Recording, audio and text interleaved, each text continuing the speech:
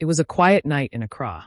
The hospital lights flickered softly, and the only sound was the low hum of machine. Ndlovu, a young trauma nurse, stepped out of the emergency room with her shoulders slumped and her scrubs stained with blood and sweat. She had been on her feet for hours, but finally, the surgery was over. She smiled faintly to herself. The patient had made it. All that effort, all that fear had been worth it. She was about to head to the nurse's station when she heard someone shout her name from down the hallway. "Amma!"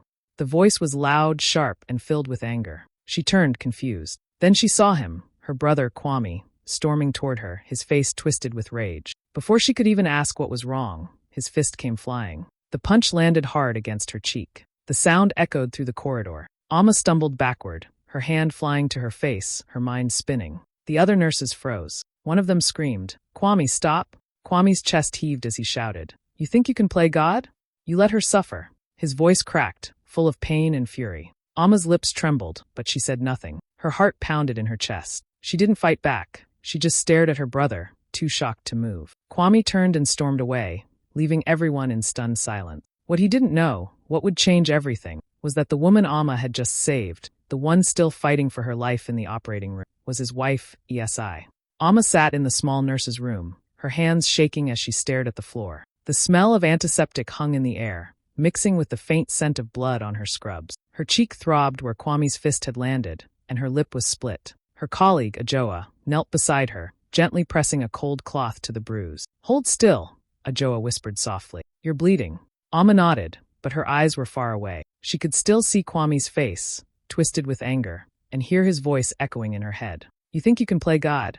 The words stung more than the punch. Her phone buzzed on the table, again and again, until the sound became unbearable. The screen flashed, "Mama." Amma hesitated, her chest tightening. She knew what was coming, but she picked it up anyway. "Mama," she said quietly. Her mother's voice exploded through the speaker. "Amma, what did you do to your brother's wife? Kwame said you nearly killed her. How could you?" Amma's throat closed up. "Mama, please, it's not like that. Yes, I was in a car crash. She lost so much blood, but I saved her. I swear I did." But her mother didn't listen. "Saved her? Don't lie to me. You've always been jealous of them, of their marriage, their success. You think I don't see it?" Tears filled Amma's eyes. "Jealous? Mama, I was just doing my job. I didn't even know it was her until she came in." Enough," her mother snapped. "Stay away from that hospital before you bring more shame to this family." And with that, the call ended. Amma sat frozen, the phone still pressed to her ear. The silence that followed was heavier than anything she'd ever felt. Ajoa glanced at her, but didn't speak. She just placed a gentle hand on Amma's shoulder. Amma finally whispered, "She didn't even let me explain." Ajoa sighed. Some people believe what they want to believe. Amma looked down at her hands, the same hands that had spent hours fighting to save Yesai's life. Now those same hands felt empty, useless. A single tear slipped down her cheek and hit the back of her palm. This wasn't new. It had always been like this. Kwame, the golden child who could do no wrong. Amma, the forgotten one who always had to prove herself. No matter how hard she worked, it was never enough. Outside, the hospital lights flickered as the night deepened. Inside that small room, Amma sat in silence, her heart breaking in ways no one could see. She had saved a life tonight, but somehow it felt like she'd lost everything else. Her brother's trust, her mother's faith, and maybe even a piece of herself. The night had started like any other at the hospital, busy but calm. Ndlovu was halfway through her evening shift, sipping cold coffee and reviewing patient charts, when the loud wail of an ambulance shattered the quiet. She set the cup down and ran toward the emergency bay, her heart already racing. The doors burst open as paramedics rushed in a stretcher. Female, mid-30s, car accident on the Tima highway. Massive blood loss, possible internal bleeding, one of them shouted. The woman on the stretcher was barely conscious, her face pale, her clothes soaked in blood. Amma moved closer to check the patient's ID tag, and froze. Esi Ndlovu, her brother's wife. For a split second, Amma couldn't breathe. No, she whispered under her breath. Then instinct took over. "She's my sister-in-law. Prep for surgery now," she ordered, her voice steady but her heart trembling. The team moved fast. The scene became a blur of motion, scissors cutting fabric, gloves snapping, machines beeping. Esi's injuries were terrible. Her ribs were shattered, her lung was punctured, and there was heavy internal bleeding. Every second counted. Amma led the surgery like a soldier in battle. "Clamp that artery," she shouted. "More suction here. I need more blood units now." Sweat dripped from her forehead, but she didn't stop. Her hands worked fast, precise, desperate. When Esi's heart suddenly flatlined, the room went silent. The monitor screamed one long, steady tone. A nurse whispered, "We're losing her." But Amma refused to give up. "No," she said firmly, grabbing the defibrillator paddles. "Charge to 200. She pressed them to ESI's chest. "Clear." The shock hit, and ESI's body jerked. "Nothing. Charge again, 300. Amma's voice cracked, but she didn't stop. "Clear." For a moment, there was only silence. Then beep. A faint, steady heartbeat returned. The room erupted in relief. Amma exhaled shakily, her eyes stinging with tears. "She's back," she whispered. "She's going to make it." The team exchanged tired smiles. They had pulled ESI back from the edge. Amma stood still for a moment, just watching the heart monitor blink. Her hands were trembling, her scrubs soaked in blood, ESI's blood. She finally took a deep breath and said softly, "Let's get her to recovery." She was about to call Kwame, to tell him his wife was alive, when she heard a commotion outside the operating room. A man's voice shouting her name. She stepped into the corridor, and there he was, her brother, Kwame. His face was red, his eyes wild. Before she could explain, before she could even speak, he marched toward her. "You think you can play God?" he yelled. Amma opened her mouth to answer, but his fist came first. The hospital was quiet again, but Amma couldn't feel any peace. She sat alone in the small break room, a cup of untouched tea growing cold in her hand. The fluorescent light above her buzzed softly, casting a pale glow over her tired face. Her cheek was still swollen, and her lip had stopped bleeding, but inside she felt broken. Hours had passed since Kwame's outburst, yet the scene kept replaying in her head, his fist, his voice, his anger. She wanted to forget, but every time she closed her eyes, it came rushing back. The door creaked open, and Dr. Lunga, her supervisor, stepped in. He didn't say much at first. He just sat beside her, the silence stretching between them. After a while, he said gently, "You did the right thing, Amma. You saved her life." Amma looked down, her fingers tightening around the cup. "It doesn't matter," she whispered. "My brother will never believe me. He thinks I hurt her." Dr. Lunga sighed. "People lash out when they're afraid. He'll see the truth soon." Amma shook her head. "He's never believed in me. Not once." Her voice cracked, but she quickly wiped her eyes. "I just wanted to save her. That's all." Dr. Lunga gave her a small, kind smile. "You did more than save her. You gave her a second chance. Try to rest."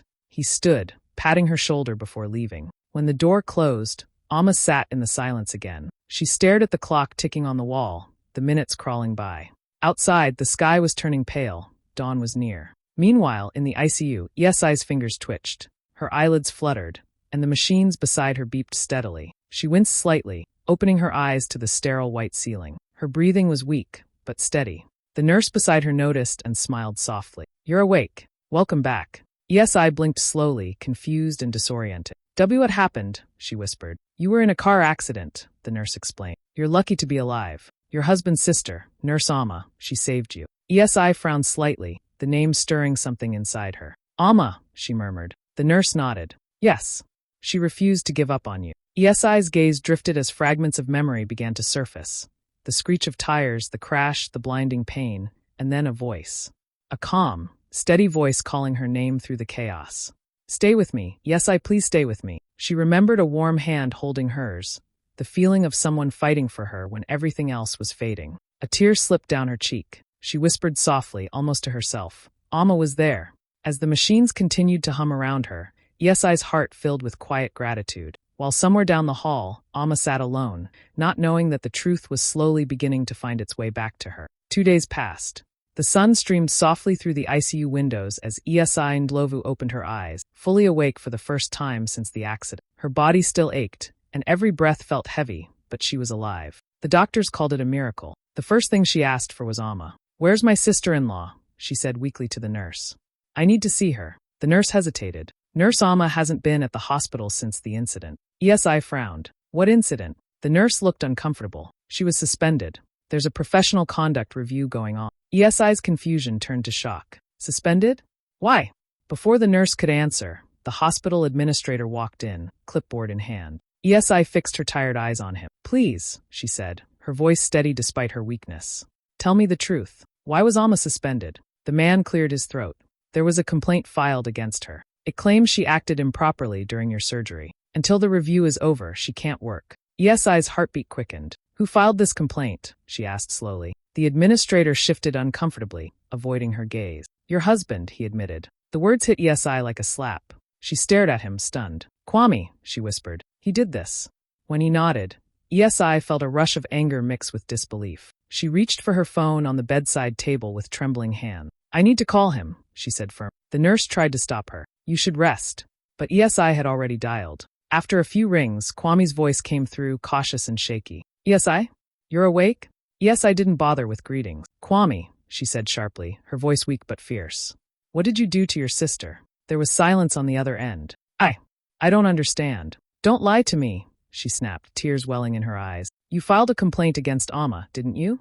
Kwame hesitated, guilt heavy in his pause. I was told she made a mistake, that she hurt you. ESI shook her head slowly, gripping the phone tighter. No, Kwame. She saved me. I wouldn't be here if it weren't for her. Voice cracked with emotion. While you were shouting and blaming, she was in that operating room fighting for my life. Kwame's breath hitched.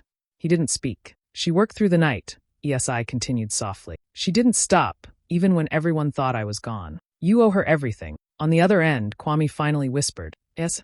I didn't know. His voice was full of regret. ESI's eyes filled with tears. You didn't want to know, she said. You were too angry to listen. For a long moment, neither of them spoke. The only sound was the slow beeping of the heart monitor beside her. And in that heavy silence, Kwame finally understood the weight of what he'd done, not just to his sister, but to himself. That evening, Amma sat on her small couch, staring blankly at the flickering light in her apartment. The room was quiet, except for the faint hum of the ceiling fan. She hadn't been back to the hospital since her suspension, and the silence felt heavier than the noise of any emergency room. Her cheek was still bruised, a faint purple mark that refused to fade, a reminder of the night everything fell apart. There was a sudden knock at the door. 3 slow, hesitant knocks.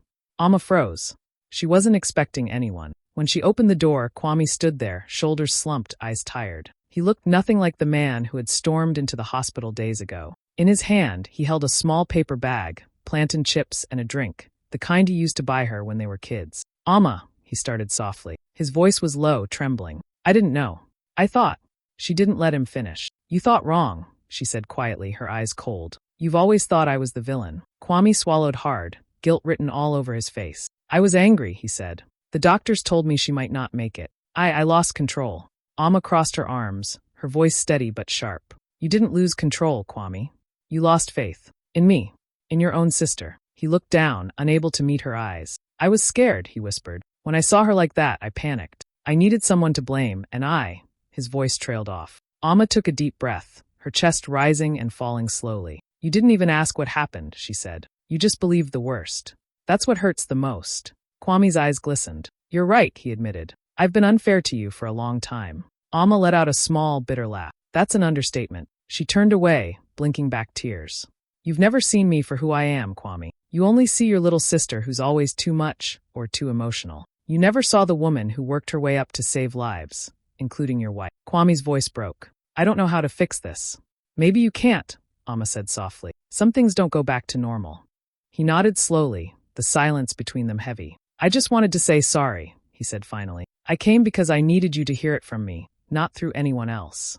Amma looked at him for a long moment. Her anger softened, but the hurt was still there. You should have come sooner, she whispered. Kwame nodded again, his head low. I know, he said quietly. As he stood there, the guilt in his eyes said everything his words couldn't. The space between them felt fragile, broken, but not beyond repair. Kwame stood in the middle of Amma's small apartment, his hands trembling as he tried to find the right word. The air between them was thick with silence and guilt. Amma stood by the window, her arms folded, staring out into the dim lights of the city. She didn't look at him, and that hurt more than any angry words ever could. I came to apologize, Kwame said quietly. His voice cracked. I know sorry isn't enough, but I had to say it. Amma didn't turn around. You already said sorry, she murmured. But that night, your actions spoke louder than any apology. Kwame took a slow step closer. Amma, I was scared, he said, his voice trembling now. I didn't think straight. When the doctor said ESI might not make it, my mind just broke. Amma finished for him, finally turning to face him. Her eyes were tired but steady. And you decided to break me along with it? Kwame's lips parted, but no words came out. The shame in his eyes said everything. Then, as if his legs gave up under the weight of his regret, he dropped to his knees. Tears streamed down his face. Amma, please, he cried. I'm sorry. I didn't even ask what happened. I didn't give you a chance to explain. I just blamed you. Amma watched him in silence, seeing her brother, the same man who once protected her as a child, now kneeling and sobbing on her floor made her chest tighten. She wanted to comfort him, but the wound was still too raw. You didn't just blame me, Kwame, she said softly. You made the world believe I hurt someone I fought to save. You took everything I stood for, my career, my name, and threw it away. Kwame pressed his palms to his face, shaking his head. I know, he said between sobs. I destroyed you. I was blinded by fear, and I believed lies instead of my own sister. Please forgive me, Amma. I'll make it right, I promise. Amma took a deep breath, trying to steady her voice. You can't undo the damage, Kwame, she said. People already judged me. The hospital suspended me. Mama thinks I'm jealous and cruel. You can't erase that with an apology. He looked up at her, desperate. Then tell me what to do. I'll do anything. Amma's eyes softened slightly, her expression no longer cold, just tired. Start by telling the truth, she said. Go back to the hospital. Tell them what really happened. Tell them I saved ESI's life. Kwame nodded quickly, tears still falling. I will, he said. I'll fix this, Amma. I swear. She looked at him quietly, the pain still lingering in her eyes but mixed with a faint glimmer of hope. For the first time in days, she believed maybe, just maybe, her brother finally understood the weight of what he'd done. The next morning, the hospital boardroom was filled with quiet chatter as the administrators and senior doctors gathered for their usual meeting. Papers shuffled, coffee cups clinked, and no one noticed the man standing nervously by the door until he cleared his throat. Kwame stepped forward, his suit wrinkled, his eyes tired but determined. The room fell silent. Everyone recognized him, the man who had caused a scene days ago, the man whose anger had led to a nurse's suspension. He took a deep breath. Good morning, he began, his voice slightly shaky. My name is Kwame Ndlovu. I believe you all know why I'm here. The administrator nodded cautiously. Mr. Ndlovu, we're in the middle of a review. Kwame raised his hand gently. Please, just let me say this. He glanced around the room, his eyes landing on Amma, who sat quietly at the far end of the table. She looked calm but distant, her face still showing the faint bruise from his punch. The complaint against Nurse Amma Ndlovu, he said, pausing to steady himself. I want to withdraw it. Completely. Murmurs spread across the room. The administrator blinked, surprised. Withdraw. Mr. Ndlovu, are you sure? Kwame nodded firmly. Yes.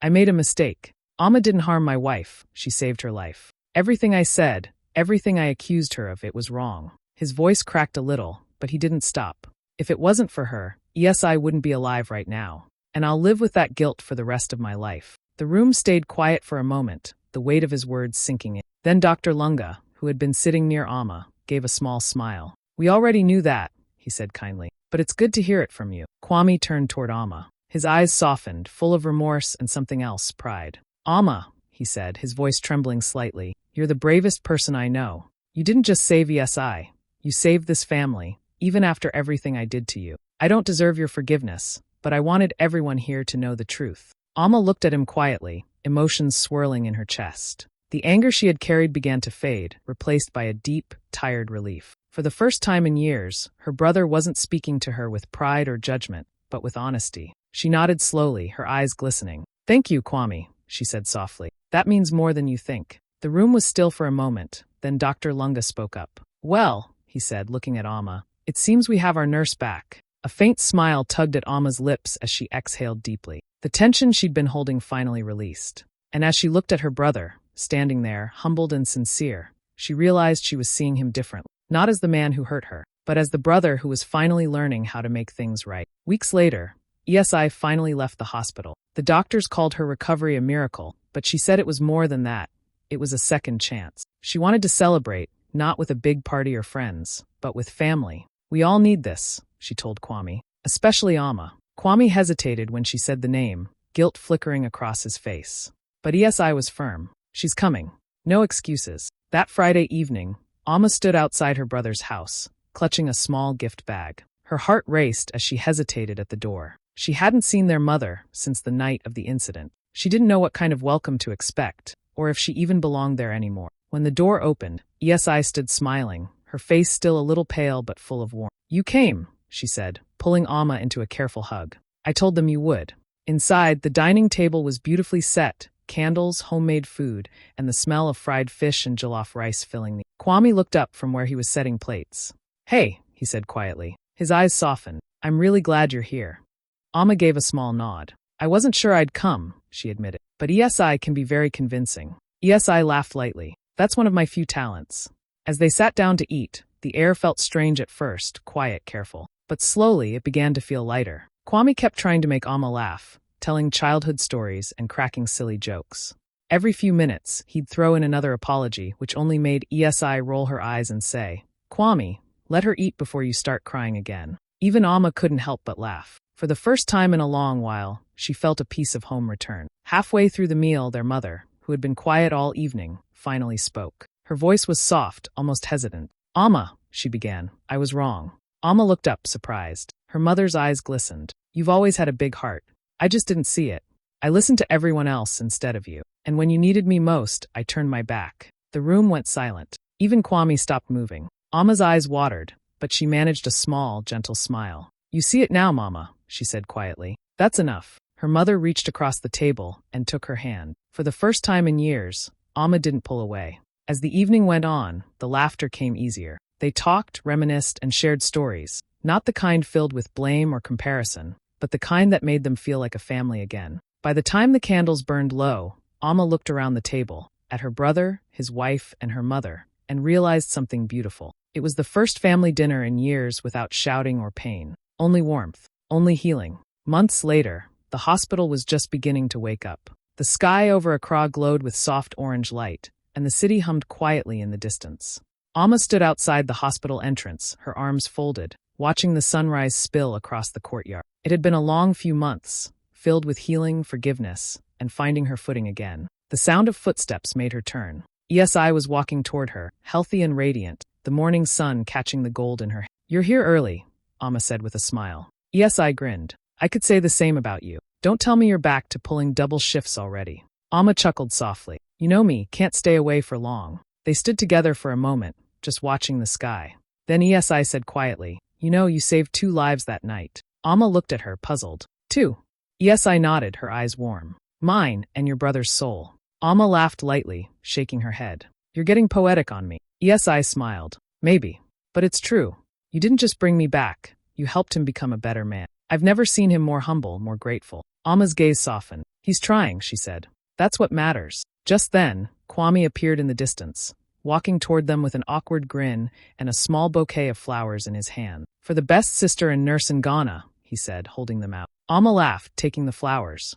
"Just don't punch me again," she teased. Kwame laughed too, rubbing the back of his neck. "Never again." As the 3 of them stood together under the rising sun, a quiet peace settled between them, the kind that comes after surviving something that could have broken you. Sometimes the people who hurt you the most, Amma thought, are the ones who need saving too.